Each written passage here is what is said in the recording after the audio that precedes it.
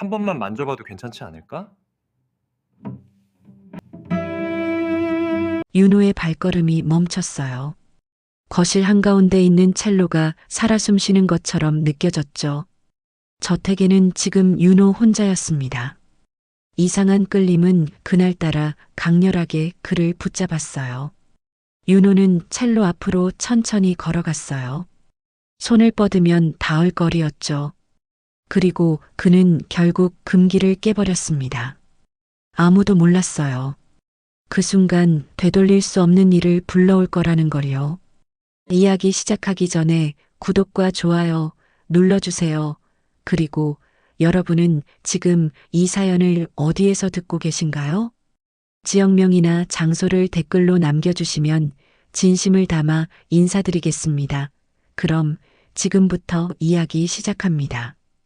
4월의 어느 아침이었습니다. 윤호는 남양주로 향하는 버스 안에서 창밖을 바라보고 있었어요. 손에는 깔끔하게 다림질한 흰 셔츠가 든 쇼핑백이 들려 있었죠.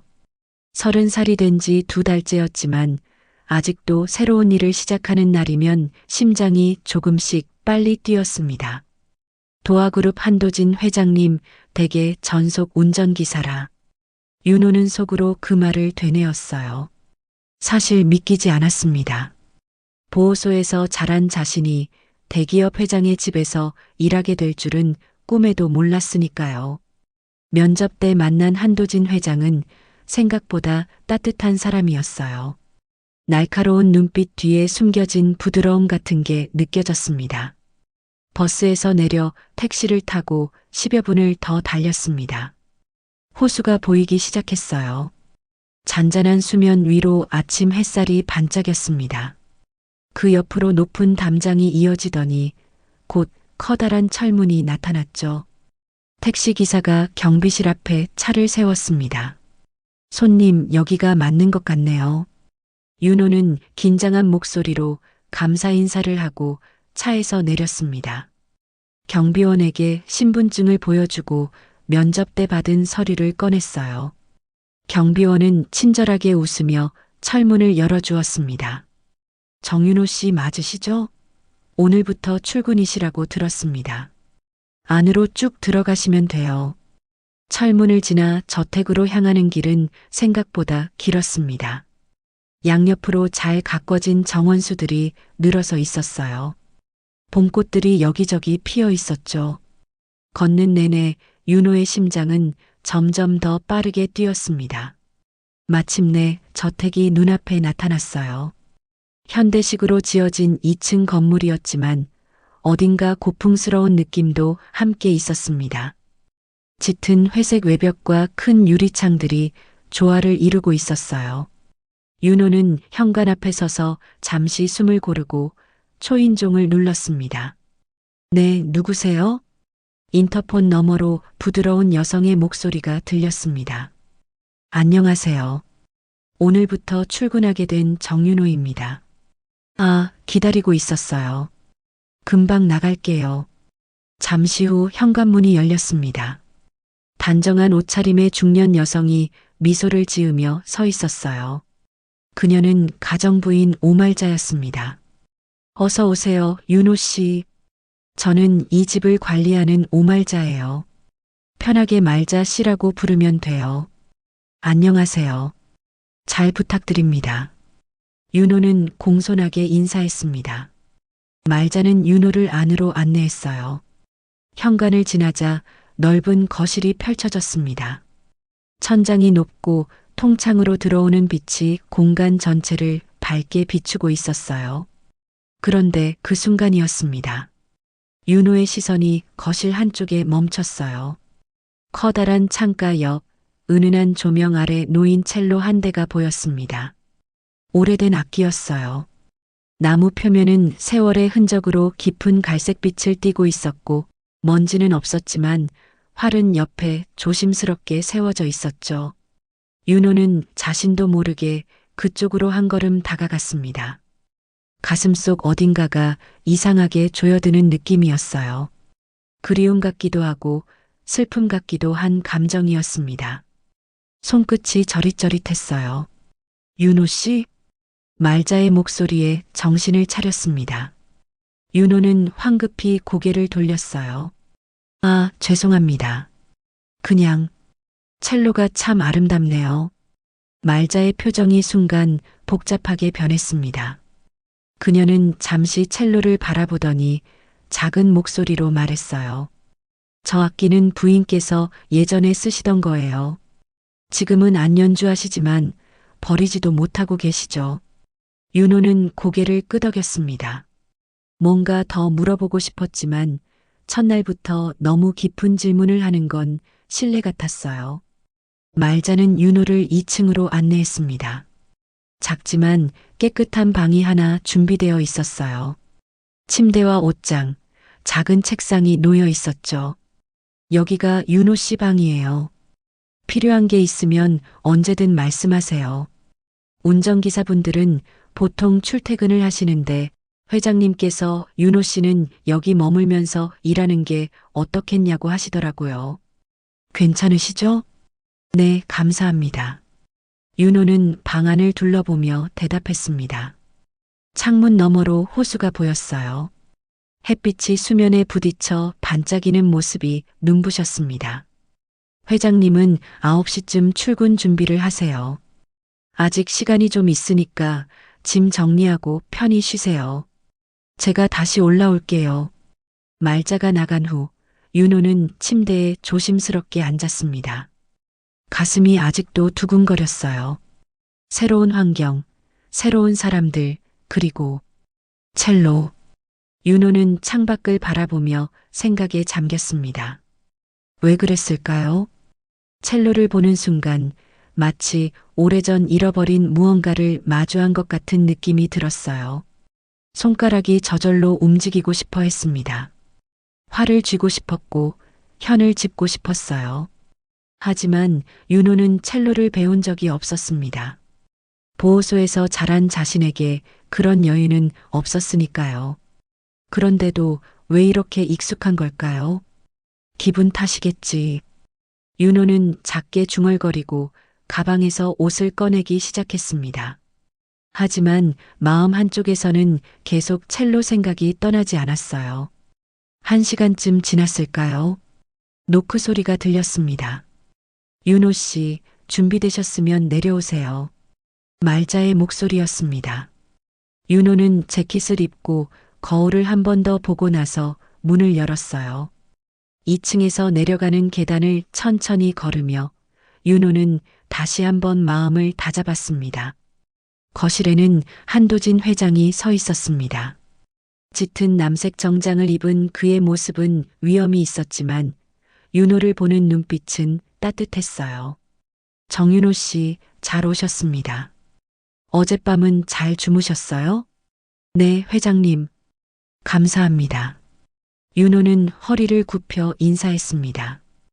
회장은 만족스러운 표정으로 고개를 끄덕이더니 말했어요. 오늘은 차고 위치랑 차량 점검부터 해볼까요? 급한 일정은 없으니까 천천히 익숙해지면 돼요. 알겠습니다. 두 사람은 함께 밖으로 나갔습니다. 윤호는 뒤를 따라가면서도 머릿속에서는 여전히 그 첼로의 모습이 지워지지 않았어요. 갈색빛 나무결, 그 위에 새겨진 세월의 흔적, 그리고 조용히 서 있던 활. 첫 출근의 긴장 속에서 윤호는 알 수 없는 그리움을 안고 새로운 하루를 시작했습니다. 그것이 자신의 인생을 바꿀 시작점이 될 줄은 그때는 전혀 몰랐습니다. 윤호가 한도진 회장 댁에서 일한 지 닷새가 지났습니다. 출근길 운전, 차량 관리, 가끔씩 회장의 개인적인 심부름까지 일은 생각보다 많지 않았어요. 회장은 배려심이 깊은 사람이었습니다. 윤호에게 무리한 요구를 하지 않았고 오히려 힘들면 언제든 말하라고 했죠. 하지만 윤호의 마음속에는 여전히 그 첼로가 남아 있었습니다. 거실을 지날 때마다 눈길이 자꾸만 그쪽으로 향했어요. 창가에 조용히 서 있는 첼로는 마치 시간이 멈춘 것처럼 느껴졌습니다. 먼지 하나 없이 깨끗했지만 누구도 그 악기를 연주하지 않았어요. 그저 거기 있을 뿐이었죠. 어느 날 오후였습니다. 회장이 회의로 늦게 들어온다고 연락이 왔어요. 윤호는 차고에서 차량 점검을 마치고 저택으로 돌아왔습니다. 거실에는 말자가 청소를 하고 있었어요. 말자 씨, 제가 도와드릴까요? 윤호가 물었습니다. 말자는 고개를 저으며 미소 지었어요. 괜찮아요. 거의 다 끝났어요. 윤호 씨는 좀 쉬세요. 윤호는 소파에 앉아 창밖을 바라보았습니다. 호수 위로 오후의 햇살이 부드럽게 내리쬐고 있었어요. 그때였습니다. 말자가 먼지떨이를 들고 첼로 쪽으로 다가가는 게 보였어요. 하지만 그녀는 첼로 바로 앞에서 멈췄습니다. 손을 뻗다가 다시 걷었어요.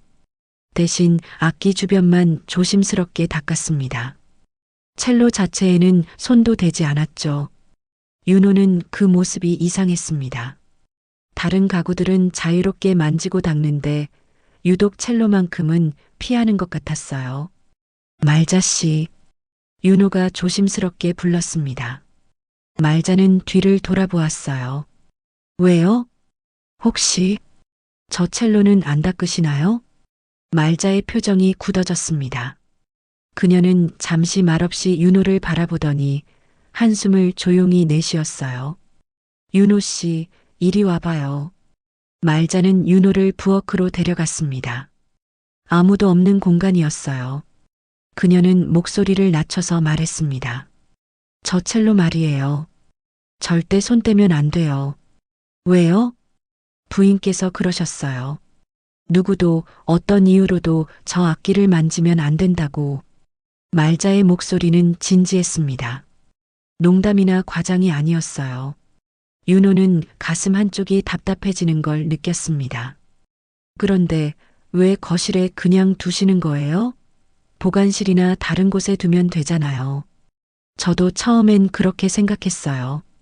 근데 회장님 부부가 저 악기를 치우지도 못하시더라고요. 그냥 거기 있어야 한대요.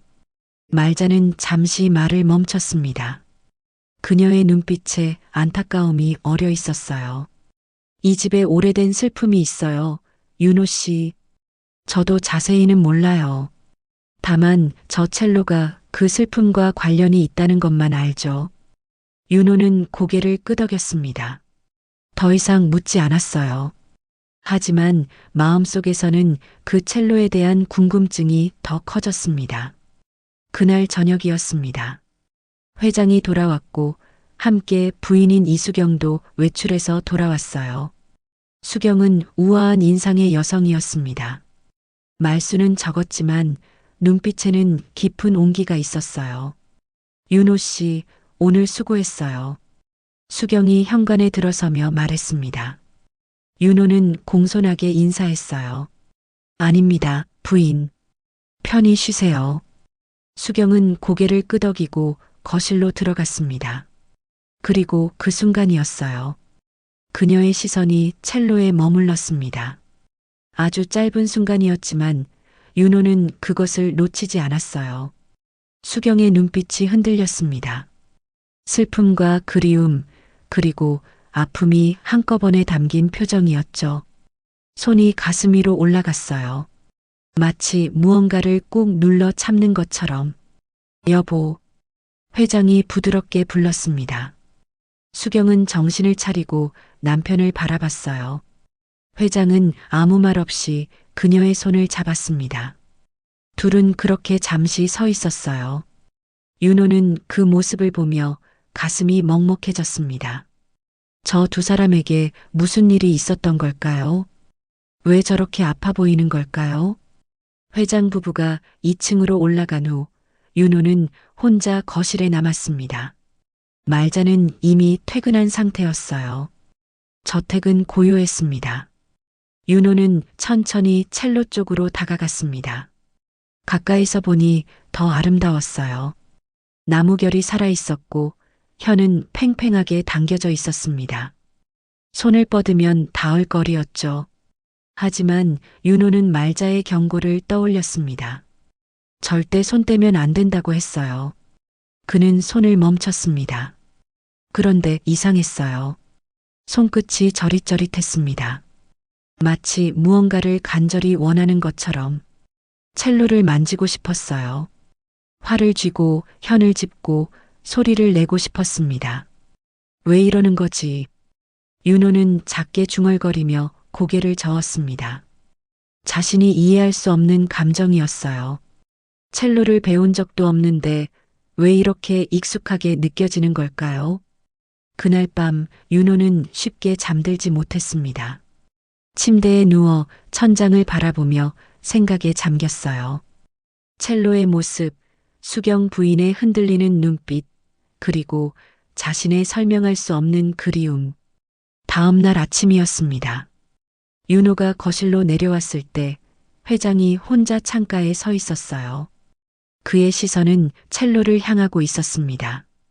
윤호는 조용히 인사했습니다. 회장님, 안녕하십니까? 회장은 뒤를 돌아보았어요. 그의 얼굴에는 지친 기색이 역력했습니다. 어젯밤 잠을 설친 것 같았어요. 아, 윤호 씨. 일찍 일어났네요. 네. 오늘 일정 확인하려고요. 회장은 고개를 끄덕이더니 다시 첼로를 바라봤습니다. 그의 손이 주머니 속으로 들어갔어요. 무언가를 만지작거리는 것 같았죠. 윤호 씨. 네, 회장님. 음악 좋아해요? 갑작스러운 질문이었습니다. 윤호는 잠시 생각하다가 대답했어요. 잘 모르겠습니다. 들어본 적이 별로 없어서요. 그렇군요. 회장은 쓸쓸하게 웃었습니다. 그리고 작게 덧붙였어요. 음악은 참 신기한 거예요. 사람의 마음을 움직이죠. 기쁠 때도 슬플 때도 그리울 때도. 윤호는 말없이 회장을 바라봤습니다. 그의 목소리에는 무거운 무언가가 담겨 있었어요. 회장은 더 이상 말하지 않았습니다. 그는 첼로에서 시선을 거두고 계단을 올라갔어요.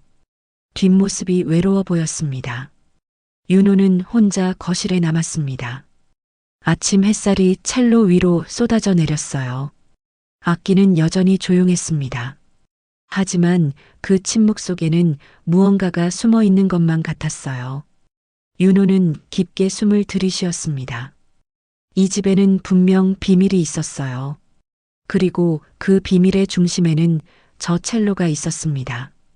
며칠 후면 알게 될 줄은 그때 윤호는 전혀 몰랐습니다. 윤호가 한도진 회장 댁에서 일한 지 일주일째 되는 날이었습니다. 토요일 아침 윤호는 차고에서 세단을 점검하고 있었어요. 날씨가 좋았습니다. 맑은 하늘 아래 호수가 반짝이고 있었죠. 아빠 나왔어요. 현관 쪽에서 밝은 목소리가 들렸습니다. 여성의 목소리였어요. 윤호는 고개를 들었습니다. 곧이어 회장의 목소리가 들렸죠. 소연아, 어서 와. 밥은 먹고 왔니? 아직요. 엄마 계세요? 응, 위에 계신다. 윤호는 천천히 차고에서 나왔습니다. 현관 앞에는 젊은 여성이 서 있었어요. 긴 생머리에 밝은 미소를 띤 얼굴이었습니다. 그녀는 편안한 청바지에 흰색 셔츠를 입고 있었어요. 바로 회장의 딸 한소연이었습니다. 아빠, 저 사람 누구예요? 소연이 윤호를 보며 물었습니다. 회장이 대답했어요. 아, 새로운 운전기사야. 정윤호 씨라고 하는데 참 성실한 친구지. 윤호는 얼른 다가가 인사했습니다. 안녕하세요. 정윤호입니다. 소연은 환하게 웃으며 손을 내밀었어요.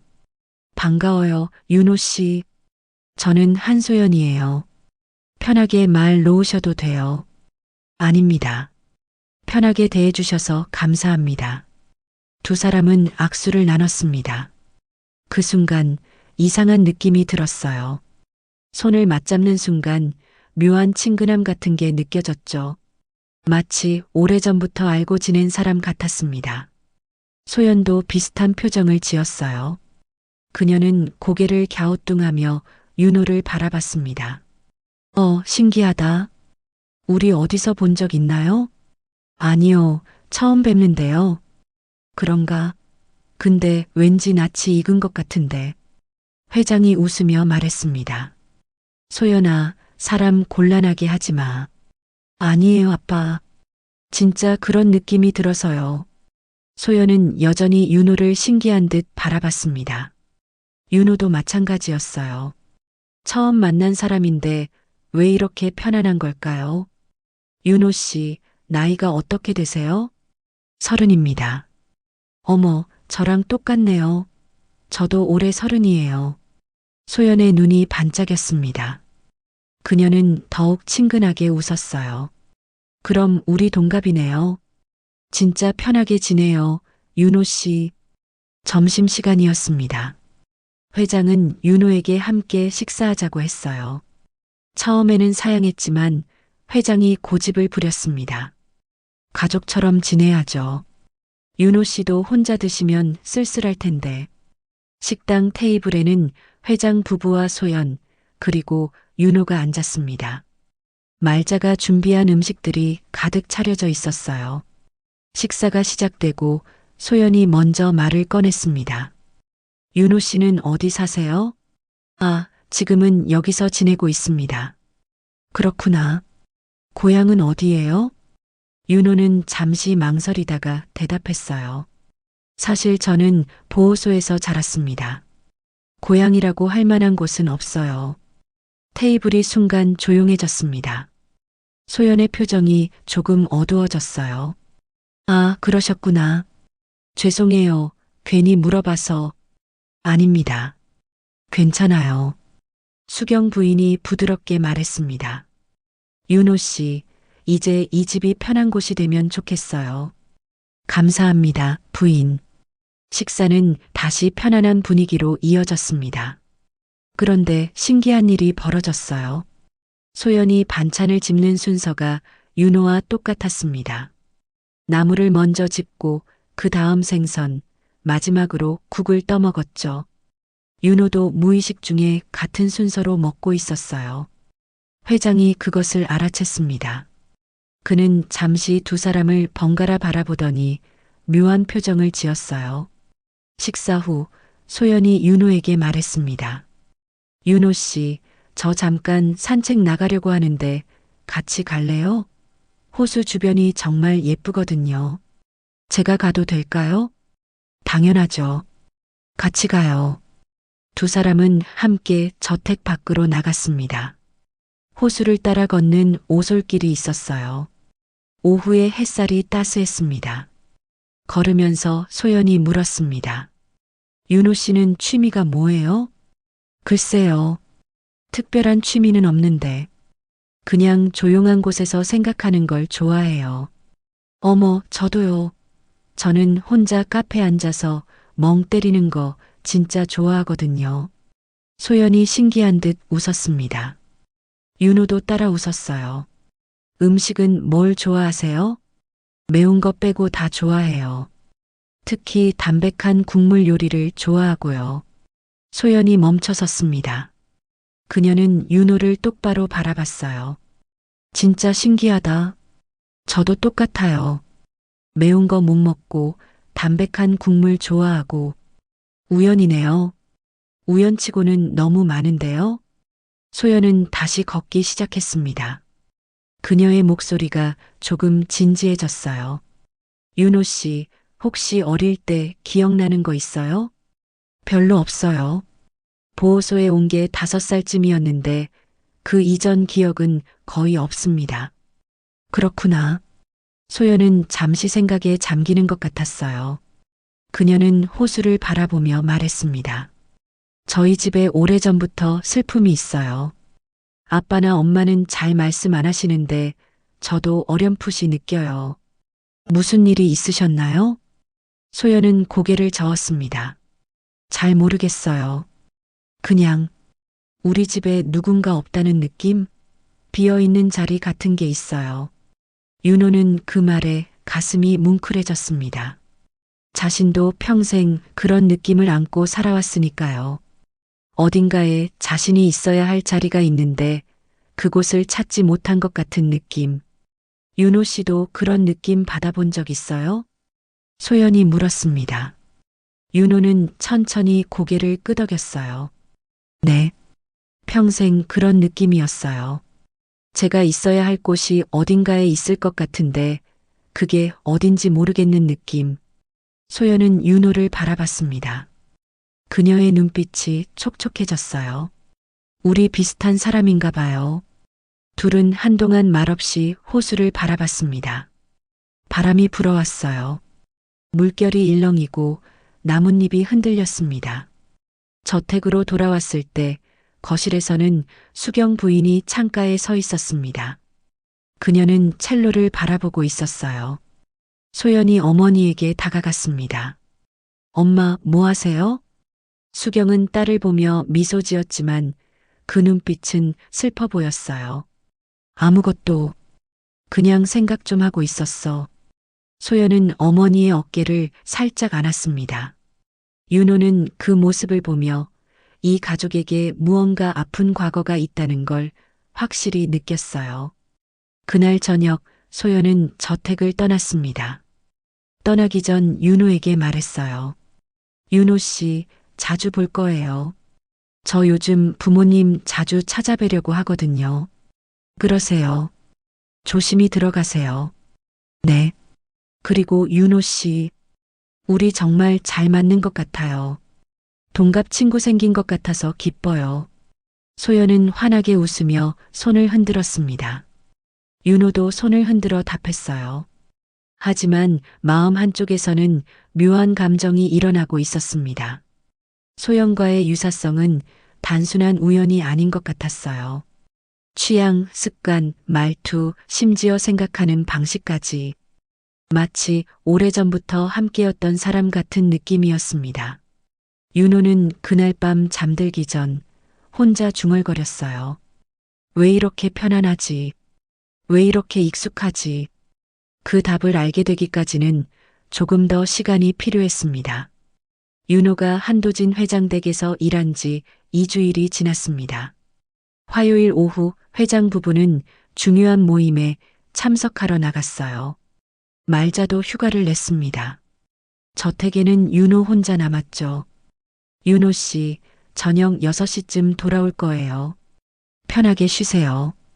회장이 나가기 전 말했습니다. 윤호는 공손하게 인사했어요. 네, 회장님. 다녀오세요. 차가 저택을 떠나고 철문이 닫혔습니다. 윤호는 현관 앞에 홀로 서 있었어요. 고요했습니다. 새소리와 바람소리만 들렸죠. 윤호는 2층 자기 방으로 올라갔습니다. 침대에 앉아 휴대폰을 꺼냈어요. 할 일이 없었습니다. 그는 창밖을 바라봤어요. 호수가 오후 햇살을 받아 반짝이고 있었습니다. 1시간쯤 지났을까요? 윤호는 목이 말라서 아래로 내려갔습니다. 부엌에서 물을 마시고 거실로 나왔어요. 그리고 그곳에서 멈춰 섰습니다. 창가에 놓인 첼로가 보였어요. 오후의 빛이 악기 위로 쏟아지고 있었습니다. 갈색 나무가 빛을 머금어 더욱 깊은 색을 띠었죠. 활은 여전히 조용히 옆에 세워져 있었어요. 윤호는 자신도 모르게 그쪽으로 걸어갔습니다. 가슴이 두근거렸어요. 손끝이 떨렸습니다. 만지지 말라고 했는데 말자의 경고가 떠올랐습니다. 하지만 이상했어요. 첼로가 윤호를 부르는 것 같았습니다. 마치 오래전부터 자신을 기다려온 것처럼. 윤호는 첼로 앞에 무릎을 꿇었습니다. 가까이서 보니 더 아름다웠어요. 나무결 하나하나가 살아 숨쉬는 것 같았습니다. 혀는 네 줄이 가지런히 뻗어 있었어요. 손을 뻗었습니다. 떨리는 손끝이 첼로의 몸통에 닿았어요. 순간 전기가 흐르는 듯한 느낌이 왔습니다. 윤호의 눈이 커졌어요. 무언가가 떠올랐습니다. 희미한 기억의 조각들이었죠. 작은 손, 장난감 첼로, 누군가의 따뜻한 목소리. 잘했어. 우리 아가 정말 잘했어. 윤호는 숨을 크게 들이쉬었습니다. 머리가 어지러웠어요. 이게 뭘까요? 왜 이런 기억이 떠오르는 걸까요? 그는 천천히 첼로를 자기 쪽으로 당겼습니다. 무거웠지만 손이 알아서 움직였어요. 첼로를 무릎 사이에 세우고 왼손으로 목을 잡았습니다. 너무나 자연스러웠습니다. 마치 수백 번, 수천 번 해본 것처럼. 윤호는 오른손으로 활을 집었습니다. 활대를 쥐는 순간 또 다른 기억이 스쳐갔어요. 엄지는 여기, 검지는 이렇게. 여성의 목소리였습니다. 부드럽고 따뜻한 목소리. 누구였을까요? 윤호는 알 수 없었어요. 하지만 손은 알고 있었습니다. 엄지를 활대 옆에 대고 나머지 손가락을 자연스럽게 올렸어요. 완벽한 자세였습니다.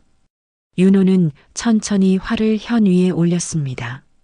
손이 떨렸어요. 심장이 미친 듯이 뛰었습니다. 그리고 활을 그었습니다. 소리가 흘러나왔습니다. 낮고 깊은 음이었어요. 첼로의 울림이 거실을 가득 채웠습니다. 공기가 진동했어요. 윤호의 가슴도 함께 울렸습니다. 눈물이 났습니다. 윤호는 왜 우는지 몰랐어요. 하지만 눈물이 멈추지 않았습니다. 뺨을 타고 흘러내렸죠. 손이 알아서 움직이기 시작했습니다. 왼손이 현을 짚고 오른손이 활을 그었어요. 선율이 흘러나왔습니다. 윤호는 그 곡을 알지 못했습니다. 배운 적도 없었어요. 하지만 손끝은 기억하고 있었습니다. 마치 몸에 새겨진 것처럼 느리고 슬픈 선율이었습니다. 그리움이 담긴 음악이었어요. 잃어버린 무언가를 찾는 듯한 소리였죠. 윤호는 눈을 감았습니다. 음악에 몸을 맡겼어요. 손은 계속 움직였습니다. 왼손 손가락이 현 위에서 춤을 췄어요. 활이 부드럽게, 때로는 강하게 현을 스쳤습니다. 기억들이 파편처럼 떠올랐습니다. 따뜻한 품, 자장가 같은 목소리, 작은 손을 잡아주는 큰 손, 웃음소리, 행복했던 순간들, 그리고 갑자기 끊겨버린 기억, 어둠, 추위, 혼자라는 두려움. 윤호의 연주가 격해졌습니다. 활이 빠르게 움직였어요. 음이 높아졌다가 낮아졌습니다. 슬픔과 그리움, 외로움과 갈망이 모두 음악 속에 녹아들었어요. 얼마나 시간이 흘렀을까요? 윤호는 마지막 음을 길게 끌었습니다. 그리고 천천히 활을 멈췄어요. 고요했습니다. 윤호는 눈을 떴습니다. 얼굴이 눈물로 젖어 있었어요. 손은 여전히 떨리고 있었습니다. 내가 방금 믿을 수 없었습니다. 자신이 첼로를 연주했다는 게 그것도 아무도 가르쳐 주지 않았는데. 윤호는 첼로를 내려놓았습니다. 손으로 얼굴을 감쌌어요. 숨이 거칠게 나왔습니다. 왜 나는 이걸 알고 있는 거지? 왜 내 손은 기억하고 있는 거지? 대답은 없었습니다. 하지만 윤호는 알았어요. 자신에게 뭔가 숨겨진 과거가 있다는 것을, 지워진 기억이 있다는 것을, 그리고 그 기억이 이 집과 관련이 있다는 것을. 윤호는 천천히 일어났습니다. 첼로를 원래 자리에 다시 세웠어요. 활도 조심스럽게 옆에 두었습니다. 마치 아무 일도 없었던 것처럼. 하지만 윤호의 마음속에는 폭풍이 일고 있었습니다. 질문들이 쏟아졌어요. 나는 누구인가? 내 과거는 무엇인가? 왜 이 집이 익숙한가? 왜 첼로가 내게 말을 거는가? 윤호는 창밖을 바라봤습니다. 해가 서쪽으로 기울고 있었어요. 곧 저녁이 될 것 같았습니다. 손바닥을 펼쳐봤습니다. 활을 쥐었던 자국이 희미하게 남아 있었어요. 윤호는 그 손을 꼭 쥐었습니다. 알아내야 해. 내가 누군지. 바로 그때였습니다. 저 멀리서 차 소리가 들렸어요. 회장 부부가 돌아오는 것 같았습니다. 윤호는 황급히 거실을 정리했습니다. 첼로를 만진 흔적이 있나 확인했어요. 다행히 아무것도 보이지 않았습니다. 하지만 공기에는 여전히 음악의 여운이 남아 있었습니다. 첼로의 울림이 벽과 천장에 스며들어 있었어요. 현관문이 열렸습니다. 윤호 씨, 우리 왔어요. 회장의 목소리였습니다. 윤호는 현관으로 달려가 인사했어요. 어서 오세요, 회장님. 하지만 윤호의 눈은 흔들리고 있었습니다. 목소리도 약간 떨렸어요. 수경 부인이 윤호를 바라봤습니다. 그녀의 눈이 잠깐 커졌어요. 무언가를 느낀 것 같았습니다. 윤호 씨, 괜찮아요? 네, 괜찮습니다. 윤호는 억지로 미소를 지었습니다. 하지만 마음속은 혼란스러웠어요. 수경은 거실로 들어갔습니다. 그녀는 첼로 옆을 지나다 멈춰 섰어요. 손을 뻗어 악기를 살짝 만졌습니다. 그리고 남편을 돌아봤습니다. 두 사람의 눈빛이 마주쳤어요. 무언가를 나누는 듯한 시선이었습니다. 윤호는 그 모습을 보며 확신했습니다. 이 집에는 비밀이 있다. 그리고 그 비밀은 곧 드러날 것이다. 그날 이후 사흘이 지났습니다. 윤호는 첼로를 다시 만지지 못했어요. 아니, 만지지 않으려고 애썼습니다. 하지만 마음속에서는 계속 그 악기가 윤호를 불렀어요. 손끝이 근질거렸습니다. 금요일 저녁이었습니다. 회장은 서재에서 일을 보고 있었고 수경 부인은 2층에서 책을 읽고 있었어요. 윤호는 거실 소파에 앉아 텔레비전을 보고 있었습니다. 하지만 눈은 화면을 향하고 있어도 마음은 다른 곳에 있었어요. 첼로가 보였습니다. 창가에 조용히 서 있는 그 악기. 윤호는 주변을 둘러봤습니다. 아무도 없었어요. 텔레비전 소리만 조용히 흘러나오고 있었죠. 한 번만 더. 윤호는 일어났습니다. 천천히 첼로 쪽으로 걸어갔어요. 심장이 빨리 뛰었습니다. 첼로를 조심스럽게 들어 올렸습니다. 무릎 사이에 세우고 활을 집었어요. 손이 떨렸지만 자세는 완벽했습니다. 활을 현 위에 올렸습니다. 그리고 그었습니다. 낮은 음이 흘러나왔어요. 그 순간 윤호의 눈이 감겼습니다. 손이 알아서 움직이기 시작했죠. 이번에는 지난번과 다른 곡이었습니다. 조금 더 밝은 선율이었어요. 하지만 여전히 그리움이 담겨 있었습니다. 마치 잃어버린 무언가를 찾고 있는 듯한 음악. 윤호의 손가락이 현 위에서 춤을 췄습니다. 활이 부드럽게 움직였어요. 음악이 거실을 채웠습니다. 바로 그때였습니다. 2층 계단에서 발소리가 멈췄습니다. 수경 부인이 계단 중간에서 얼어붙었어요. 손에 들고 있던 책이 바닥에 떨어졌습니다. 쿵 소리가 났지만 윤호는 듣지 못했어요. 여전히 연주에 빠져 있었으니까요. 수경은 난간을 붙잡았습니다. 손이 새하얗게 질렸어요. 입술이 떨렸습니다. 이럴 수가. 그녀의 목소리는 작고 떨렸습니다. 눈에서 눈물이 흘러내렸어요. 서재 문이 열렸습니다. 한도진 회장이 나왔어요. 그도 음악 소리를 들은 것입니다. 여보, 저 소리가. 회장은 말을 멈췄습니다. 거실에서 윤호가 첼로를 연주하고 있는 모습이 보였어요. 회장의 얼굴이 하얗게 변했습니다. 그는 그 자리에 못 박힌 듯 서 있었어요. 입을 벌렸지만 말이 나오지 않았습니다. 바로 그 순간 현관문이 열렸습니다. 소연이었습니다. 그녀는 부모님을 깜짝 놀래켜 주려고 예고 없이 찾아온 거였어요. 아빠, 엄마, 저와. 소연의 말이 끊겼습니다. 그녀도 음악 소리를 들었어요. 세 사람은 각자의 자리에서 윤호를 바라봤습니다. 아무도 움직이지 못했어요. 아무도 말하지 못했습니다. 단지 듣고 있었습니다. 윤호가 연주하는 그 선율을. 수경의 눈에서 눈물이 끊임없이 흘러내렸습니다. 그녀는 입을 손으로 막았어요. 흐느끼는 소리가 새어나왔습니다. 회장은 벽에 기댔습니다. 다리에 힘이 풀린 것 같았어요. 그의 눈도 붉어졌습니다. 소연은 가슴에 손을 얹었습니다. 심장이 미친 듯이 뛰었어요. 왜인지 모르게 눈물이 났습니다. 윤호의 연주가 이어졌습니다. 그는 여전히 눈을 감고 있었어요. 자신이 연주하는 그 선율이 무엇인지, 왜 알고 있는지 몰랐습니다. 하지만 손은 기억하고 있었어요. 수경은 천천히 계단을 내려갔습니다. 한 걸음 한 걸음. 눈물을 닦지 않았어요. 그냥 흐르는 대로 두었습니다. 회장도 거실로 들어갔습니다.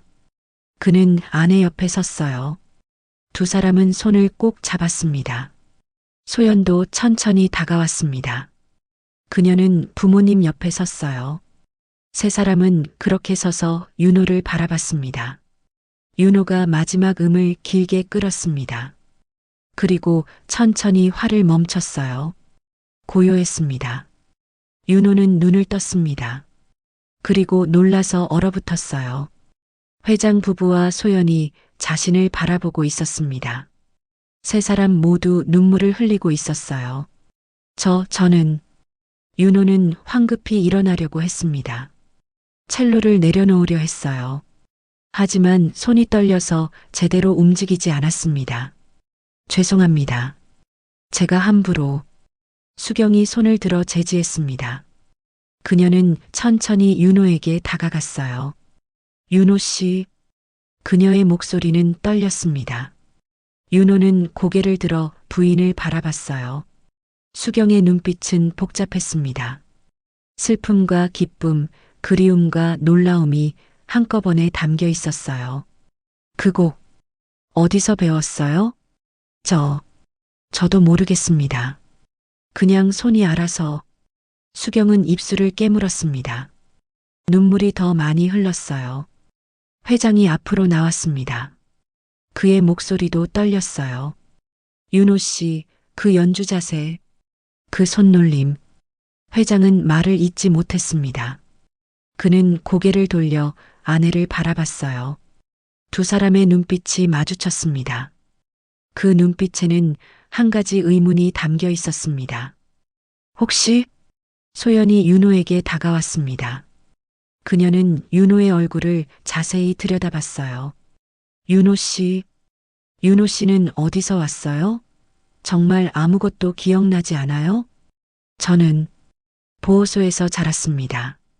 5살 이전 기억은 없어요. 소연의 눈이 커졌습니다. 그녀는 부모님을 돌아봤어요. 아빠, 엄마. 회장은 주머니에서 손수건을 꺼냈습니다. 얼굴을 닦았어요. 그리고 깊게 숨을 들이쉬었습니다. 윤호 씨, 피곤하시죠? 오늘은 푹 쉬세요.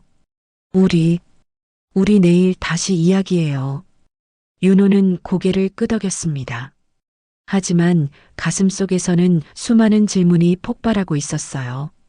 왜 이렇게 우는 걸까? 왜 이렇게 놀라는 걸까? 나는 대체 누구인가? 윤호는 첼로를 조심스럽게 제자리에 놓았습니다. 그리고 고개를 숙여 인사한 뒤 2층으로 올라갔어요. 거실에는 세 사람이 남았습니다. 수경은 소파에 주저앉았습니다. 온몸이 떨렸어요. 회장이 그녀를 안았습니다. 여보, 그 아이일까요? 나도 모르겠어요. 하지만 그 연주, 당신도 들었잖아요. 소연이 물었습니다. 엄마, 무슨 말이에요? 그 아이가 누구예요? 회장이 딸을 바라봤습니다. 그의 눈빛에는 무언가 결심한 듯한 빛이 있었어요. 소연아, 내게 말하지 않았던 게 있어. 너에게는 오빠가 있었어. 소연의 얼굴이 하얗게 변했습니다. 뭐라고요? 24년 전 내가 태어나던 해에 우리는 너의 쌍둥이 오빠를 잃었어. 병원에서 납치당했지. 수경이 흐느꼈습니다. 우리는 평생을 찾았어. 경찰도 사설 탐정도 모두 동원했지. 하지만 찾지 못했어. 소연은 입을 막았습니다. 눈물이 쏟아졌어요. 그럼 윤호 씨가. 회장은 고개를 끄덕였습니다. 확인해야 해. 내일 당장 병원에 연락하겠어. DNA 검사를 해야 해. 수경이 남편의 손을 꼭 잡았습니다. 만약 정말 우리 아들이라면, 만약 정말 그 아이라면, 그녀는 더 이상 말하지 못했습니다. 울음이 터져 나왔어요. 회장은 아내를 꼭 안았습니다. 딸도 부모님을 안았어요. 세 사람은 그렇게 한참을 울었습니다. 2층 방에서 윤호는 침대에 앉아 있었습니다. 창밖을 바라보고 있었어요. 손바닥을 펼쳤습니다. 화를 쥐었던 손이었어요. 나는 누구지? 윤호의 목소리는 떨렸습니다. 그날 밤 저택의 모든 사람들은 잠들지 못했습니다. 각자의 방에서 같은 생각을 하며 밤을 지새웠어요. 내일이면 알 수 있을까? 진실이 무엇인지. 다음 날 아침이었습니다. 회장은 일찍 윤호를 불렀어요. 윤호 씨, 잠깐 이야기 좀 할 수 있을까요? 윤호는 긴장된 표정으로 회장을 따라 서재로 들어갔습니다. 회장 부부와 소연이 이미 그곳에 앉아 있었어요. 회장은 천천히 입을 열었습니다. 윤호 씨, 어젯밤 우리가 놀랐던 이유를 설명해야 할 것 같아요. 윤호는 고개를 끄덕였습니다. 가슴이 두근거렸어요. 수경 부인이 떨리는 목소리로 말했습니다. 윤호 씨, 우리에게는 24년 전 잃어버린 아들이 있었어요. 병원에서 태어난 지 사흘 만에 사라졌죠. 소연이 덧붙였습니다. 그게 저의 쌍둥이 오빠였대요. 저는 어제까지 몰랐어요. 윤호의 얼굴이 하얗게 변했습니다. 입술이 떨렸어요. 그럼 제가. 회장은 조용히 말했습니다. 확인하고 싶어요. 윤호 씨, DNA 검사를 받아주실 수 있겠습니까? 윤호는 잠시 아무 말도 하지 못했습니다. 머릿속이 하얗게 비었어요. 그러다 천천히 고개를 끄덕였습니다. 네, 알겠습니다. 그날 오전 윤호는 회장과 함께 병원에 갔습니다. 피를 뽑는 건 금방 끝났어요. 하지만 결과를 기다리는 시간은 길었습니다. 일주일이 걸린다고 했죠. 저택으로 돌아왔을 때 소연이 기다리고 있었습니다. 윤호 씨, 괜찮아요? 네. 그냥 좀 어리둥절해요. 소연은 윤호의 손을 잡았습니다. 저도요. 어제 이 얘기 듣고 한숨도 못 잤어요. 두 사람은 거실 소파에 나란히 앉았습니다. 한동안 말이 없었어요. 창밖으로 햇살이 쏟아지고 있었습니다. 소연이 먼저 말을 꺼냈습니다. 윤호 씨, 혹시 자주 꾸는 꿈 있어요? 꿈이요? 네. 저는 어릴 때부터 같은 꿈을 계속 꿨거든요. 윤호는 소연을 바라봤습니다. 그녀의 눈빛이 진지했어요. 어떤 꿈인데요? 따뜻한 곳이에요. 작은 방 같은데 누군가랑 같이 있어요. 그 사람 얼굴은 안 보이는데 손만 보여요. 나랑 똑같이 생긴 작은 손. 윤호의 눈이 커졌습니다. 저도 비슷한 꿈을 꿔요. 정말요? 네. 따뜻한 곳에서 누군가랑 손을 맞잡고 있는 꿈. 그 손이 제 손이랑 똑같아요. 근데 제 손은 아니에요. 소연의 입이 벌어졌습니다. 그녀는 자신의 손을 펼쳤어요. 윤호도 자기 손을 펼쳤습니다. 두 사람의 손은 크기도 모양도 비슷했습니다. 손가락 길이도 거의 같았어요. 이게 우연일까요? 소연의 목소리가 떨렸습니다. 윤호도 말을 잇지 못했어요. 소연이 다시 물었습니다. 윤호 씨, 혹시 비 오는 날에 기분이 이상하게 좋아요? 네. 어떻게 알았어요? 저도 그래요. 다들 비 오면 우울하다는데 저는 비 오는 날이 제일 좋거든요. 빗소리 들으면 마음이 편안해져요. 윤호는 놀란 표정을 감추지 못했습니다. 저도 완전 똑같아요. 빗소리가 자장가 같아요. 그리고 혹시 잠잘 때 오른쪽으로만 누워요? 네. 왼쪽으로 누우면 잠이 안 와요. 저도요. 소연은 흥분한 목소리로 계속 물었습니다. 음식 먹을 때 국 먼저 마시고 반찬 먹어요? 네. 아침에 일어나면 창문부터 열어요? 네. 걸을 때 무의식 중에 리듬을 타요? 이렇게 일정한 박자로 소연이 손가락으로 테이블을 두드렸습니다. 일정한 간격이었어요. 윤호는 입을 막았습니다. 자신도 모르게 그렇게 한다는 걸 깨달았어요. 어떻게 이렇게 다 똑같을 수가 있죠? 소연의 눈에 눈물이 맺혔습니다. 그녀는 윤호의 손을 꼭 잡았어요. 윤호 씨, 우리 정말 남매일까요? 정말 쌍둥이일까요? 윤호는 대답하지 못했습니다. 하지만 가슴 속에서는 뭔가가 외치고 있었어요. 그래, 우리는 하나였어. 원래 함께였어. 며칠이 흘렀습니다. 소연은 매일 저택에 왔어요. 윤호와 이야기를 나누기 위해서였습니다. 두 사람은 많은 것을 나눴어요. 좋아하는 색깔, 싫어하는 냄새, 즐겨 듣는 음악 장르. 하나같이 비슷했습니다. 어느 날 오후 두 사람은 호수가를 걷고 있었어요. 윤호 씨, 혹시 손톱 물어뜯는 버릇 있어요? 소연이 물었습니다. 윤호는 고개를 끄덕였어요. 있었어요. 어릴 때는 심했는데 지금은 많이 나아졌어요. 저도요. 초등학교 때까지 엄청 심했어요. 엄마가 매일 혼내셨는데 못 고쳤어요. 소연이 자기 손톱을 보여줬습니다. 예전 흔적이 희미하게 남아 있었어요. 그리고 윤호 씨, 높은 곳 무섭지 않아요? 아니요. 오히려 높은 곳이 좋아요. 저도요. 친구들은 다 무서워하는데 저는 높은 곳에 올라가면 시원해요. 두 사람은 걸음을 멈추고 호수를 바라봤습니다.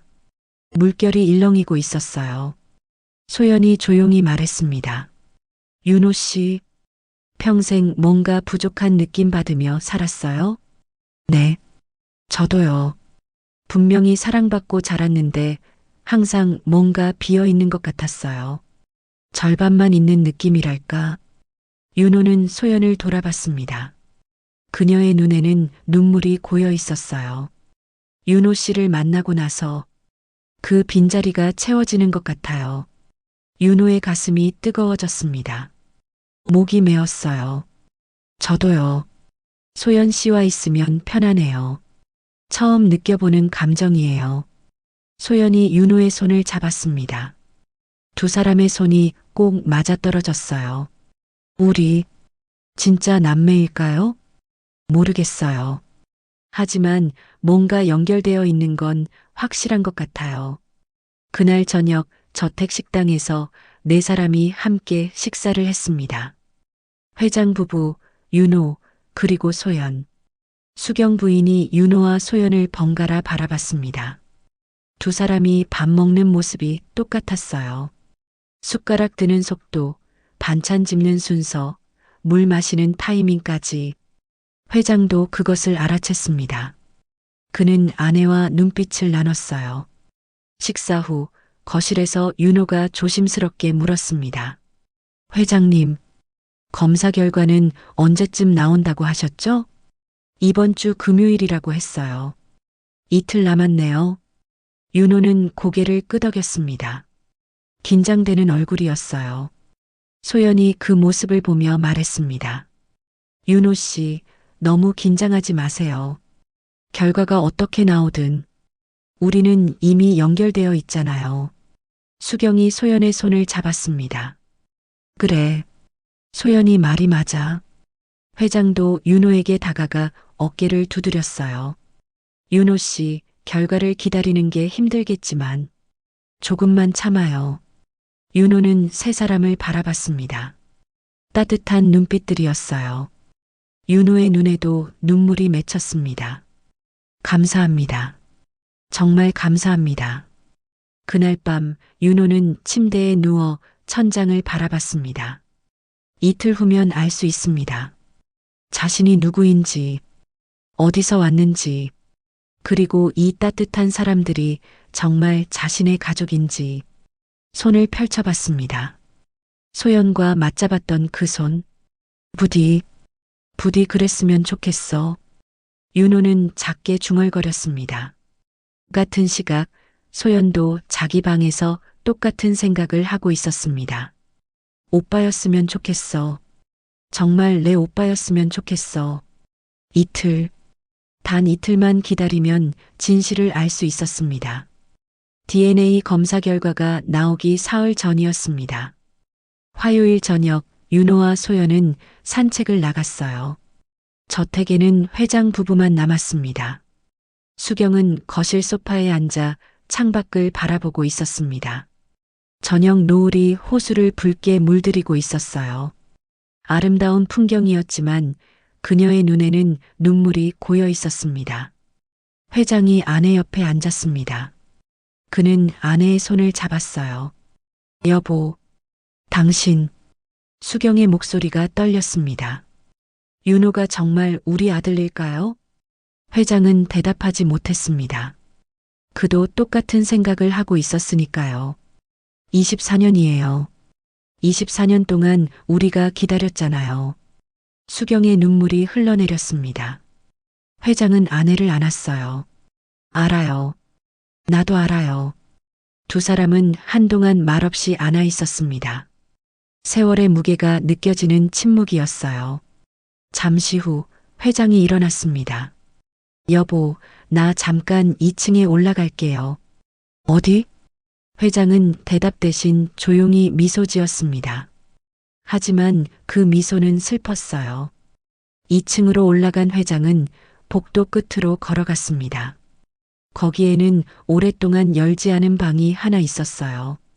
문 앞에 서자 손이 떨렸습니다. 회장은 주머니에서 열쇠를 꺼냈습니다. 오래된 열쇠였어요. 녹이 약간 슬어 있었습니다. 그는 열쇠 구멍에 열쇠를 넣고 천천히 돌렸어요.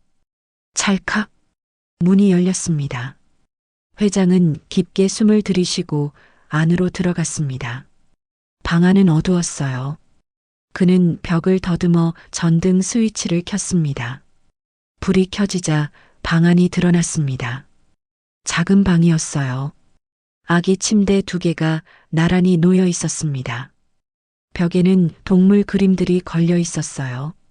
작은 옷장, 장난감 상자, 그리고 회장의 시선이 한 곳에 멈췄습니다. 구석에 놓인 작은 장난감 첼로였어요. 회장은 천천히 그쪽으로 걸어갔습니다. 무릎을 꿇고 장난감 첼로를 집어들었어요. 플라스틱으로 만든 작은 첼로였습니다. 아이 손에 딱 맞는 크기였죠. 손가락으로 먼지를 닦아냈습니다. 24년 동안 쌓인 먼지였어요. 준서야. 회장의 입에서 이름이 흘러나왔습니다. 한준서. 그것이 24년 전 사라진 아들의 이름이었어요. 회장은 장난감 첼로를 가슴에 안았습니다. 눈을 감았어요. 기억이 밀려왔습니다. 24년 전 2001년 병원 신생아실에 쌍둥이 남매가 나란히 누워 있었어요. 한준서와 한소연. 태어난 지 사흘째 되는 날이었습니다. 회장과 수경은 매일 병원에 왔습니다. 유리창 너머로 아기들을 바라보며 행복해했어요. 여보, 준서 봐요. 소연이 손잡고 있어요. 정말 그러네. 벌써부터 남매가 친하나 봐. 둘은 웃었습니다. 행복했어요. 이보다 더 행복할 수 없을 것 같았습니다. 그런데 그날 밤이었습니다. 회장 부부가 집에서 잠들어 있을 때 병원에서 전화가 왔어요. 여보세요, 한도진 님이십니까? 네, 무슨 일이세요? 아기가, 준서가 사라졌습니다. 회장은 전화기를 떨어뜨릴 뻔했습니다. 뭐라고요? 지금 당장 병원으로 오세요. 회장 부부는 급하게 병원으로 달려갔습니다. 병원은 난리가 났어요. 경찰이 와 있었고 간호사들이 울고 있었습니다.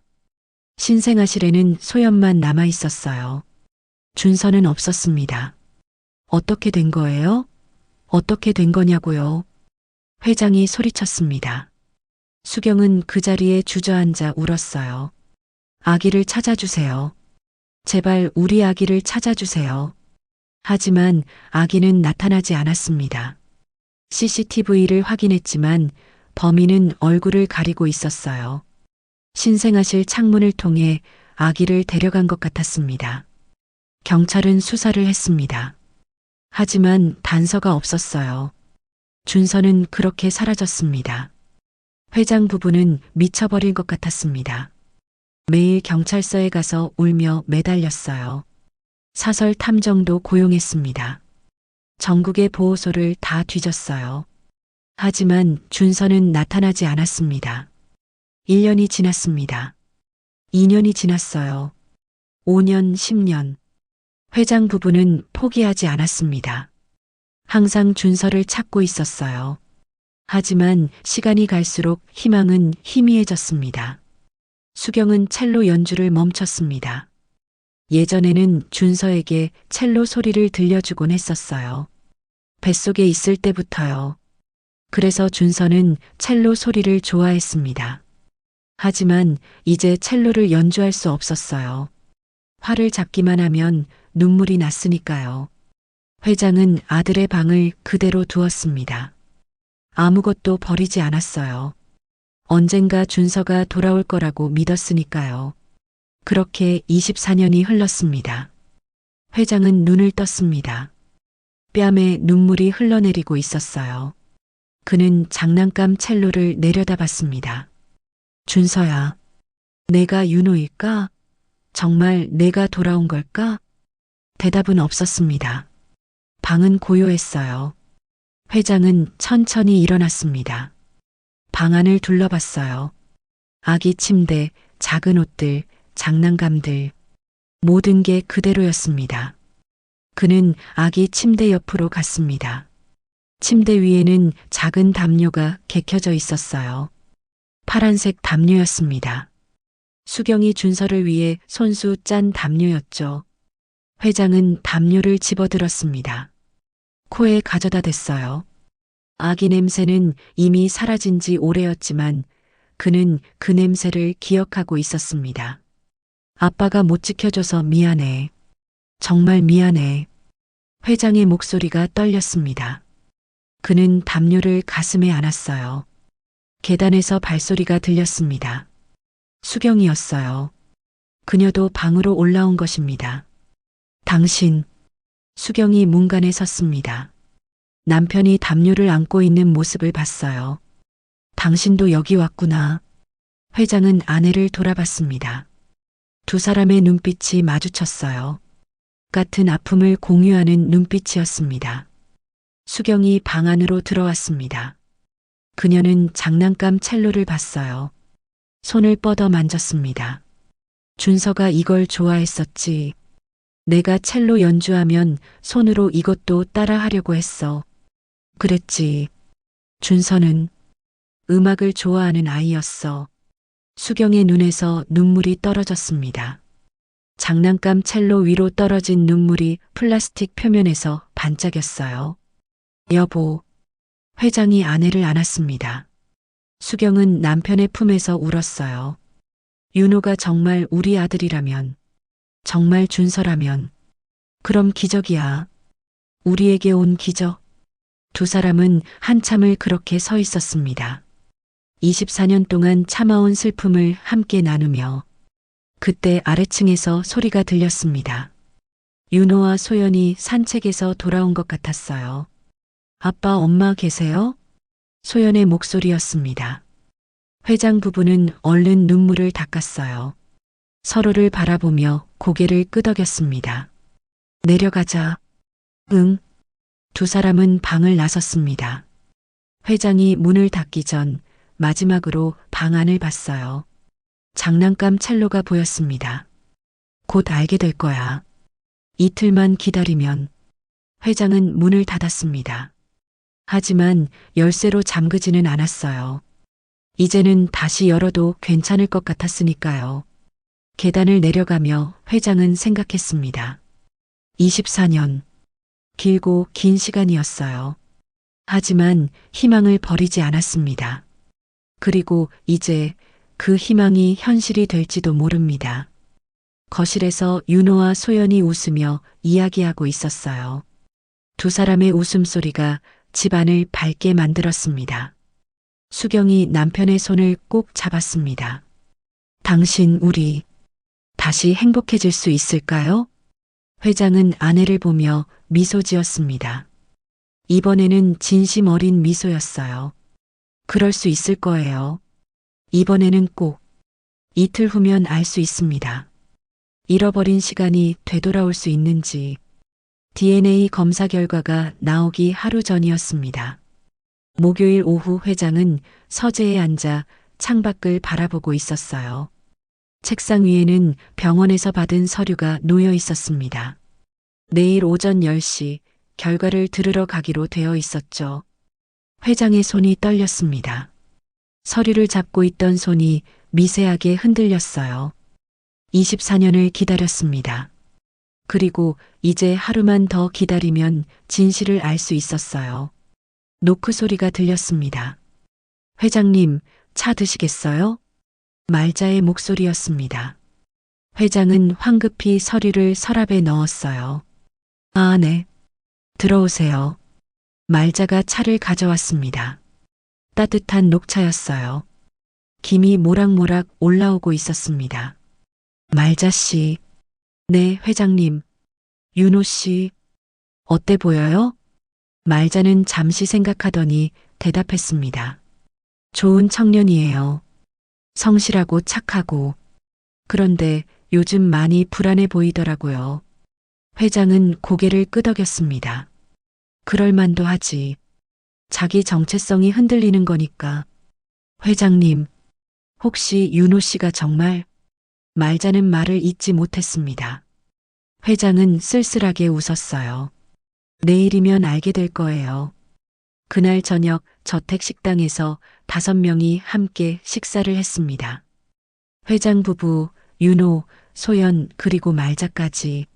하지만 대화가 거의 없었어요. 모두 긴장한 표정이었습니다. 내일이면 결과가 나온다는 걸 알고 있었죠. 윤호는 밥을 거의 먹지 못했습니다. 숟가락을 들었다 놓았다를 반복했어요. 입맛이 없었습니다. 소연이 걱정스럽게 물었습니다. 윤호 씨 괜찮아요? 네. 그냥 좀 떨려서요. 수경이 부드럽게 말했습니다. 윤호 씨, 너무 긴장하지 마세요. 내일 다 괜찮을 거예요. 윤호는 고개를 끄덕였습니다. 하지만 손은 여전히 떨리고 있었어요. 회장이 물 한 잔을 마셨습니다. 그도 긴장하고 있었어요. 겉으로는 침착해 보였지만 물잔을 쥔 손에 힘이 들어가 있었습니다. 식사 후 윤호는 2층 자기 방으로 올라갔습니다. 침대에 앉아 창밖을 바라봤어요. 밤이 깊어가고 있었습니다. 별들이 반짝이고 있었죠. 내일이면 알 수 있어. 윤호는 작게 중얼거렸습니다. 가슴이 두근거렸어요. 기대 반, 두려움 반이었습니다. 만약 자신이 정말 한준서라면 그럼 평생 찾던 가족을 찾게 되는 거였어요. 더 이상 혼자가 아니게 되는 겁니다. 하지만 만약 아니라면 그럼 이 모든 게 착각이었던 거죠. 이 따뜻한 느낌도 소영과의 연결감도 모두 우연이었던 겁니다. 윤호는 고개를 저었습니다. 생각할수록 머리가 아팠어요. 같은 시각 소연의 방에서도 비슷한 고민이 이어지고 있었습니다. 소연은 침대에 누워 천장을 바라보고 있었어요. 잠이 오지 않았습니다. 오빠, 정말 내 오빠일까? 그녀는 윤호와 함께했던 지난 며칠을 떠올렸습니다. 닮은 습관들, 같은 취향, 비슷한 꿈. 모든 게 너무 신기했어요. 하지만 한편으로는 무서웠습니다. 만약 윤호가 자기 오빠가 아니라면 이 모든 유사성은 뭘까요? 단순한 우연이었을까요? 소연은 베개를 꼭 안았습니다. 눈을 감았어요. 부디 오빠였으면 좋겠어. 회장과 수경의 침실에서는 두 사람이 나란히 누워 있었습니다. 하지만 둘 다 잠들지 못하고 있었어요. 여보, 수경이 조용히 불렀습니다. 응, 만약 윤호가 우리 아들이 아니라고 나오면 어떡하죠? 회장은 아내의 손을 잡았습니다. 그래도 괜찮아요. 우리는 이미 최선을 다했으니까. 하지만 너무 기대하게 됐어요. 윤호를 보면 자꾸 준서가 겹쳐 보여요. 수경의 목소리가 떨렸습니다. 회장은 아내를 안았어요. 나도 그래요. 그 아이 첼로 연주하는 걸 보고 확신이 들었어요. 정말요? 응. 손놀림이 당신이랑 똑같았어요. 수경은 눈물을 흘렸습니다. 남편의 품에서 조용히 울었어요. 당신, 우리 내일 행복해질 수 있을까요? 그럴 수 있을 거예요. 꼭. 밤이 깊어갔습니다. 하지만 저택의 모든 사람들은 잠들지 못했어요. 각자의 방에서 내일을 기다리며 뒤척이고 있었습니다. 다음 날 아침이 밝았습니다. 금요일 2025년 5월 9일. 윤호는 7시에 일어났습니다. 거의 잠을 자지 못했어요. 눈 밑에 그늘이 져 있었습니다. 세수를 하고 거울을 봤습니다. 거울 속 자신의 얼굴이 낯설게 느껴졌어요. 나는 누구지? 윤호는 거울에 손을 댔습니다. 차가운 유리가 느껴졌어요. 아침 8시 식당에 모두 모였습니다. 아무도 제대로 먹지 못했어요. 토스트를 조금 먹고 우유를 조금 마시는 게 전부였습니다. 회장이 시계를 봤습니다. 8시 30분이었어요. 9시 반에 출발하면 될 것 같아요. 병원까지 30분 정도 걸리니까. 모두 고개를 끄덕였습니다. 그 1시간이 너무 길게 느껴졌습니다. 시간이 멈춘 것 같았어요. 소연은 윤호 옆에 앉아 그의 손을 잡았습니다. 윤호 씨, 괜찮아요. 제가 옆에 있을게요. 고맙습니다, 소연 씨. 수경이 윤호의 어깨를 부드럽게 두드렸어요. 윤호 씨, 결과가 어떻게 나오든 우리는 당신을 소중하게 생각해요. 윤호의 눈에 눈물이 맺혔습니다. 감사합니다, 부인. 드디어 9시 반이 되었습니다. 회장이 일어났어요. 출발할까요? 네 사람은 함께 차에 탔습니다. 회장이 운전대를 잡았어요. 조수석에는 수경이, 뒷좌석에는 윤호와 소연이 앉았습니다. 차가 출발했습니다. 저택을 벗어나 도로로 나갔어요. 아침 햇살이 밝았지만 차 안은 무거운 침묵이 흘렀습니다. 윤호는 창밖을 바라봤습니다. 지나가는 풍경들이 흐릿하게 보였어요. 집중이 되지 않았습니다. 소연이 윤호의 손을 꼭 잡았습니다. 윤호는 그녀를 보며 억지로 미소 지었어요. 30분이 지났습니다. 병원이 보이기 시작했어요. 회장이 병원 주차장에 차를 세웠습니다. 모두 차에서 내렸어요. 병원 건물이 크게 보였습니다. 유리로 된 현대적인 건물이었어요. 햇빛이 유리에 반사되어 눈이 부셨습니다. 10시까지 30분 남았네요. 커피라도 마실까요? 회장이 물었습니다. 하지만 아무도 대답하지 않았어요. 결국 네 사람은 병원 로비의 벤치에 앉았습니다. 말없이 시간을 보냈어요. 사람들이 오갔습니다. 환자들, 보호자들, 의사들 모두 바쁘게 움직였어요. 하지만 네 사람은 그저 앉아서 기다렸습니다. 시계를 봤습니다. 9시 50분. 10분 남았어요. 윤호의 심장이 빠르게 뛰었습니다. 손바닥에 땀이 났어요. 숨쉬기가 힘들었습니다. 수경이 윤호를 봤습니다. 그의 긴장이 느껴졌어요. 그녀는 윤호의 다른 손을 잡았습니다. 괜찮아요, 윤호 씨. 우리가 함께 있어요. 윤호는 고개를 끄덕였습니다. 왼손은 소연이, 오른손은 수경이 잡고 있었어요. 회장이 벌떡 일어났습니다. 시간 됐어요. 올라갑시다. 네 사람은 엘리베이터를 탔습니다. 5층으로 올라갔어요. 진단검사의학과가 있는 층이었습니다. 엘리베이터가 5층에 도착했습니다. 문이 열렸어요. 회장이 앞장섰습니다. 복도를 따라 걸었어요. 다른 세 사람이 뒤를 따랐습니다. 복도 끝에 진단검사의학과가 보였습니다. 회장이 문 앞에 멈췄습니다. 손을 뻗어 문 손잡이를 잡았어요. 그리고 깊게 숨을 들이쉬었습니다. 들어갑시다. 문이 열렸습니다. 24년 동안 기다려온 순간이었습니다. 진단검사의학과 상담실은 작고 조용한 공간이었습니다. 책상 하나, 의자 5개가 전부였어요. 창으로 들어오는 햇빛이 방을 밝게 비추고 있었습니다. 의사가 책상 뒤에 앉아 있었어요. 50대쯤 되어 보이는 남성 의사였습니다. 그의 앞에는 서류 봉투가 놓여 있었어요. 한도진 회장님이십니까? 네, 맞습니다. 회장의 목소리가 떨렸습니다. 네 사람은 의사 앞에 앉았어요. 회장과 수경, 그 옆에 윤호와 소연. 의사는 서류 봉투를 집어들었습니다. 천천히 뜯었어요. 안에서 몇 장의 종이가 나왔습니다.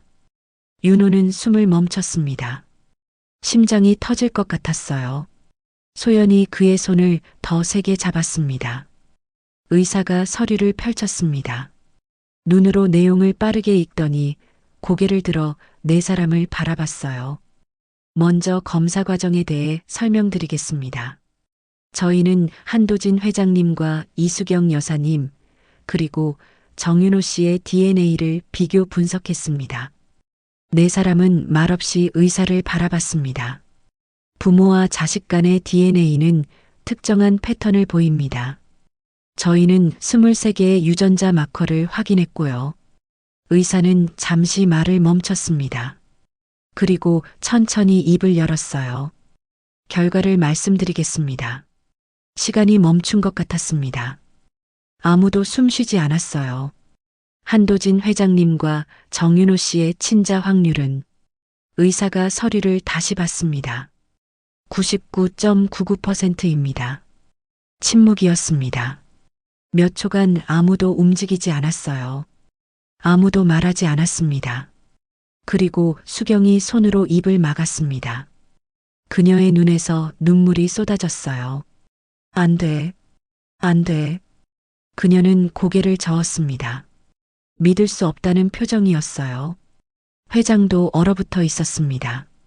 그의 손이 떨렸어요. 입술이 바들바들 떨렸습니다. 다시 한번 말씀해 주시겠습니까? 의사는 부드럽게 웃으며 말했습니다. 축하드립니다, 회장님. 정윤호 씨는 회장님의 친자가 맞습니다. 생물학적으로 부자 관계가 확실합니다. 회장의 눈에서 눈물이 흘러내렸습니다. 그는 손으로 얼굴을 가렸어요. 어깨가 흔들렸습니다. 준서야. 우리 준서야. 수경은 의자에서 일어나 윤호에게 다가갔습니다. 떨리는 손으로 윤호의 얼굴을 만졌어요. 정말 내가 우리 아들이니? 윤호는 아무 말도 할 수 없었습니다. 눈물만 흘렀어요. 그는 고개를 끄덕였습니다. 수경이 윤호를 꼭 안았습니다. 준서야. 우리 준서야. 엄마가 늦어서 미안해. 정말 미안해. 그녀는 윤호의 품에서 울었습니다. 24년 동안 참아온 눈물이 한꺼번에 쏟아졌어요. 윤호도 어머니를 안았습니다. 처음으로 어머니라는 존재를 느꼈어요. 따뜻했습니다. 그리고 그리웠습니다. 엄마. 윤호의 입에서 그 단어가 흘러나왔습니다. 생전 처음 불러보는 단어였어요. 수경은 더 세게 아들을 안았습니다. 그래, 엄마야. 엄마가 여기 있어. 이제 안 놓을게. 절대 안 놓을게. 회장이 천천히 일어났습니다. 그는 아내와 아들에게 다가갔어요. 두 사람을 함께 안았습니다. 준서야, 아빠가 미안하다. 너를 지키지 못해서 정말 미안해. 회장의 목소리는 떨렸습니다. 그도 울고 있었어요. 윤호는 아버지의 품을 느꼈습니다. 튼튼하고 따뜻한 품이었어요. 아빠, 세 사람은 그렇게 한참을 안고 있었습니다. 24년 만에 재회였어요. 잃어버렸던 시간이 그 순간 되돌아오는 것 같았습니다. 소연은 조금 떨어진 곳에서 그 모습을 보고 있었어요. 눈물이 계속 흘렀습니다. 하지만 슬픈 눈물이 아니었어요. 기쁜 눈물이었습니다. 오빠, 정말 내 오빠였구나. 그녀는 작게 중얼거렸습니다. 평생 혼자였다고 생각했는데 사실은 혼자가 아니었어요. 쌍둥이 오빠가 있었습니다. 윤호가 소연을 봤습니다. 눈물 범벅이 된 얼굴로 그녀를 봤어요. 그리고 손을 내밀었습니다. 소연아. 소연은 달려가 오빠를 안았습니다. 오빠, 오빠. 그녀는 계속 그 단어를 반복했어요. 평생 한 번도 불러보지 못한 단어였습니다. 미안해, 소연아. 오빠가 옆에 없어서 미안해. 아니야, 오빠. 이제 왔잖아. 오빠가 돌아왔잖아. 네 사람은 서로를 안았습니다. 가족이었어요. 진짜 가족이었습니다. 의사는 조용히 미소 지으며 그 모습을 지켜봤습니다. 그는 오랫동안 이 일을 해왔지만 이렇게 감동적인 순간은 처음이었어요. 한참 후 회장이 정신을 차리고 의사에게 고개를 숙였습니다. 감사합니다, 선생님. 정말 감사합니다. 천만에요. 이렇게 좋은 결과를 전할 수 있어서 제가 더 기쁩니다. 의사는 서류를 건넸습니다. 참고하시라고 드리는 겁니다. 법적으로 필요하시면 추가 서류도 발급해 드릴 수 있어요. 네, 고맙습니다. 네 사람은 상담실을 나왔습니다. 복도를 걸으며 서로를 바라봤어요. 믿기지 않는다는 표정들이었습니다. 엘리베이터를 기다리는 동안 수경은 윤호의 손을 놓지 않았습니다. 계속 만지작거렸어요. 정말 실제인지 확인하고 싶은 것처럼. 준서야, 그동안 많이 힘들었지? 괜찮았어요. 아니, 괜찮지 않았어요. 정말 힘들었어요. 윤호의 눈에서 다시 눈물이 흘렀습니다. 평생 혼자라고 생각했어요. 가족이 없다고 생각했어요. 근데 있었네요. 가족이 있었어요. 수경이 아들을 다시 안았습니다. 그래, 있었어. 항상 있었어. 우리가 너를 찾고 있었어. 엘리베이터가 도착했습니다. 네 사람은 함께 탔어요. 1층으로 내려갔습니다. 병원 로비로 나왔습니다.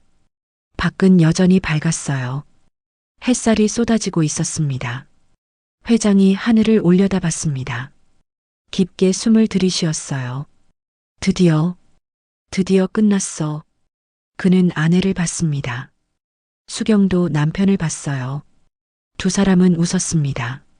진심으로 행복한 웃음이었어요. 소연이 오빠의 팔을 잡았습니다. 오빠, 우리 이제 뭐해? 축하 파티라도 해야 하는 거 아니야? 윤호는 웃었습니다. 평생 이렇게 가벼운 마음으로 웃어본 적이 없었어요. 그래야 할 것 같은데. 회장이 말했습니다. 집으로 가자. 우리 집으로. 네 사람은 주차장으로 향했습니다. 걸으면서도 서로의 손을 놓지 않았어요. 차에 탔습니다. 이번에는 분위기가 완전히 달랐어요. 더 이상 무거운 침묵이 아니었습니다. 따뜻한 대화가 오갔어요. 준서야, 좋아하는 음식이 뭐니? 국물 요리요. 어머, 나랑 똑같네. 소연이 웃으며 말했습니다. 쌍둥이니까 당연하지.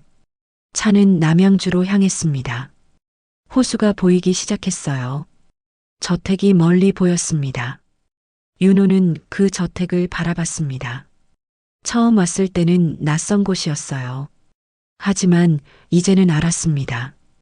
그곳이 자신의 집이라는 것을, 자신이 돌아와야 할 곳이라는 것을. 차가 저택 앞에 섰습니다. 네 사람이 내렸어요.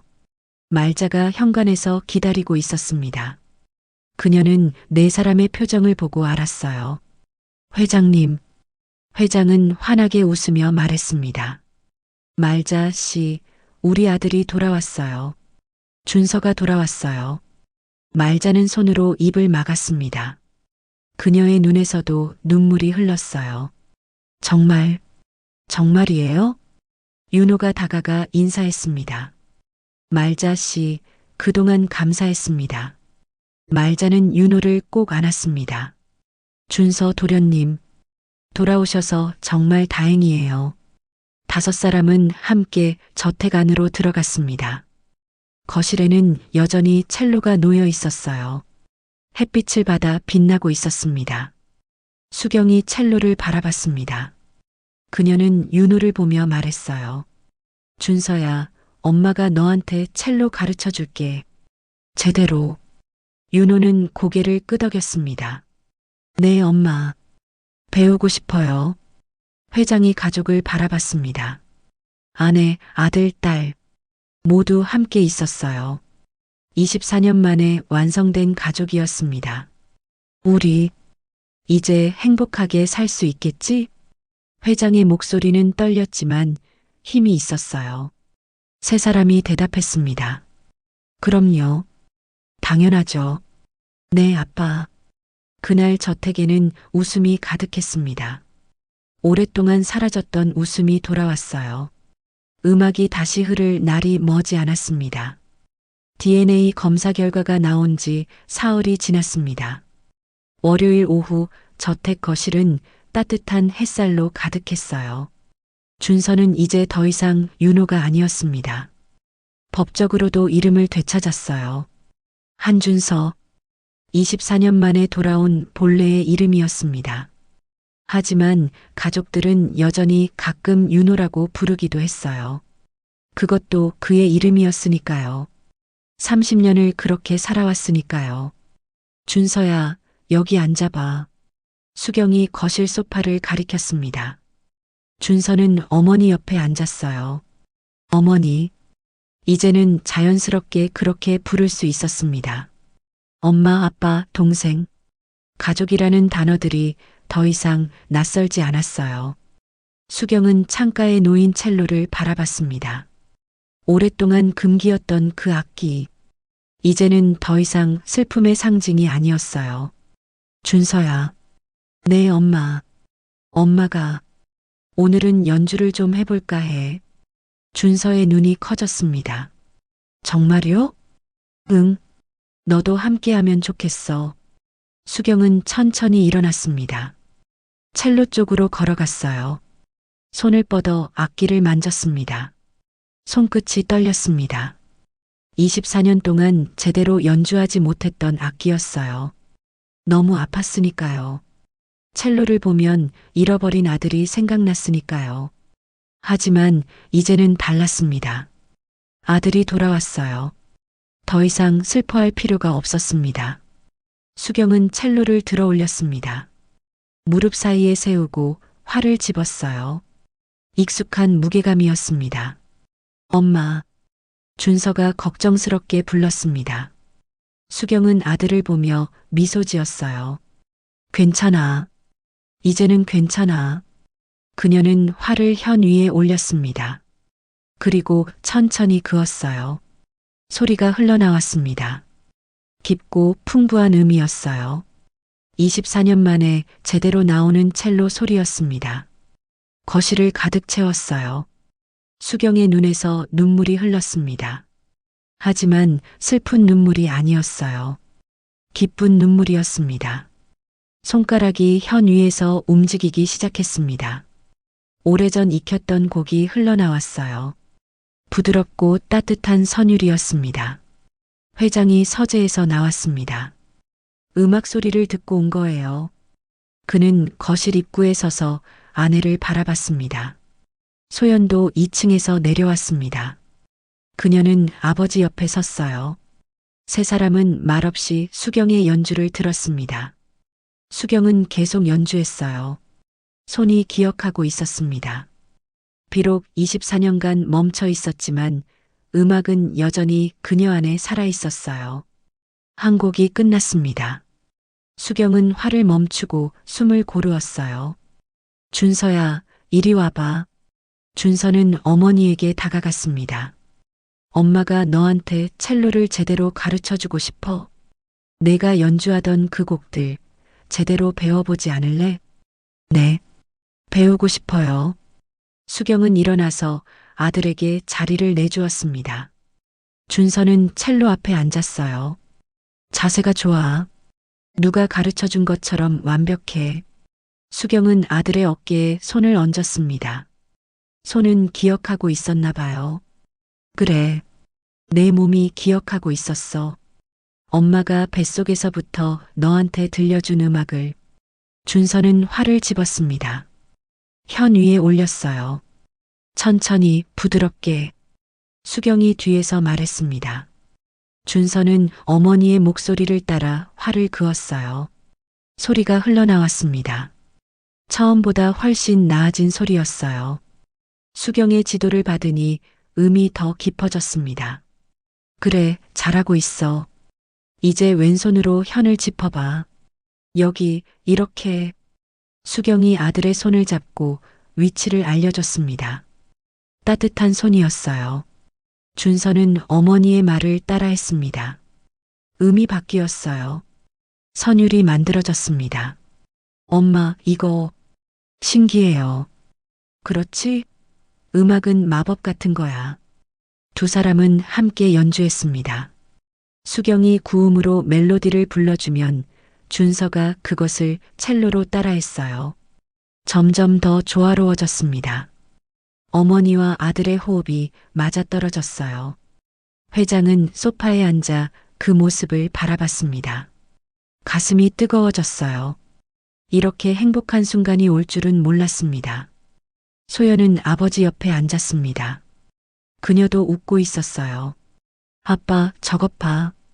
엄마랑 오빠 정말 닮았지? 그래. 둘 다 음악적 재능이 있어. 나도 배워볼까? 그래라. 가족이 함께 연주하면 좋겠다. 수경과 준서의 연주가 이어졌습니다. 점점 자신감이 붙은 준서는 더 복잡한 선율에 도전했어요. 엄마, 제가 지난번에 혼자 연주했던 그 곡. 뭔지 알아요? 응, 알아. 그건 엄마가 내가 뱃속에 있을 때 자주 연주하던 곡이야. 자장가처럼. 그래서 익숙했나 봐요. 내 몸이 기억하고 있었던 거야. 엄마의 사랑을. 준서는 다시 그 곡을 연주하기 시작했습니다. 이번에는 수경이 옆에서 함께 구음으로 멜로디를 불렀어요. 두 사람의 음악이 조화를 이뤘습니다. 첼로의 깊은 울림과 어머니의 부드러운 목소리가 어우러졌어요. 거실은 음악으로 가득 찼습니다. 24년 동안 멈춰있던 시간이 다시 흐르기 시작했어요. 말자가 부엌에서 나와 복도에 섰습니다. 그녀는 눈물을 닦으며 미소 지었어요. 드디어 이 집에 음악이 돌아왔네. 연주가 끝났습니다. 마지막 음이 길게 여운을 남기며 사라졌어요. 고요했습니다. 하지만 무거운 침묵이 아니었어요. 따뜻하고 포근한 고요함이었습니다. 회장이 박수를 쳤습니다. 소연도 따라서 박수를 쳤어요. 말자도 박수를 쳤습니다. 수경은 아들을 안았습니다. 잘했어, 준서야. 정말 잘했어. 엄마도 수고하셨어요. 이제 우리 매일 연습하자. 엄마가 내게 줄 수 있는 가장 좋은 선물이야. 네, 엄마. 회장이 두 사람에게 다가왔습니다. 그는 아내와 아들을 함께 안았어요. 우리 가족, 정말 행복하구나. 소연도 합류했습니다. 네 사람은 거실 한가운데서 서로를 안았어요. 창밖으로 해가 기울고 있었습니다. 저녁 노을이 호수를 붉게 물들였어요. 아름다운 풍경이었습니다. 준서는 창밖을 바라봤습니다. 이 집에 처음 왔던 날이 떠올랐어요. 낯설고 두려웠던 그날. 하지만 이제는 알았습니다. 이곳이 자신의 집이라는 것을, 처음부터 자신이 있어야 할 곳이었다는 것을. 준서야, 오늘 저녁은 내가 좋아하는 걸로 준비할게. 수경이 말했습니다. 뭐든지 좋아요, 엄마. 가족이랑 같이 먹는 거라면. 우리 아들 참 착하다. 소연이 오빠의 팔을 잡았습니다. 오빠 나중에 같이 산책 갈래? 호숫가로. 그래, 가자. 회장이 시계를 봤습니다. 식사 전까지 시간이 좀 있네. 우리 가족 사진 찍을까? 좋아요. 소연이 먼저 대답했습니다. 네 사람은 거실 소파에 나란히 앉았습니다. 말자가 카메라를 들었어요. 자, 하나, 둘, 셋. 셔터가 눌렸습니다. 플래시가 터졌어요. 사진 속 네 사람은 모두 웃고 있었습니다. 진심으로 행복한 웃음이었어요. 24년 만에 완성된 가족 사진이었습니다. 그날 저녁 식탁에는 준서가 좋아하는 음식들이 가득 차려졌습니다. 담백한 국, 따뜻한 찌개, 신선한 나물들. 5사람이 둘러앉았습니다. 회장 부부, 준서, 소연, 그리고 말자. 우리 준서가 돌아온 걸 축하하며 건배. 회장이 잔을 들었습니다. 다른 사람들도 따라 들었어요. 건배. 잔이 부딪히는 소리가 경쾌하게 울렸습니다. 식사는 웃음과 대화로 가득했어요. 더 이상 무거운 침묵은 없었습니다.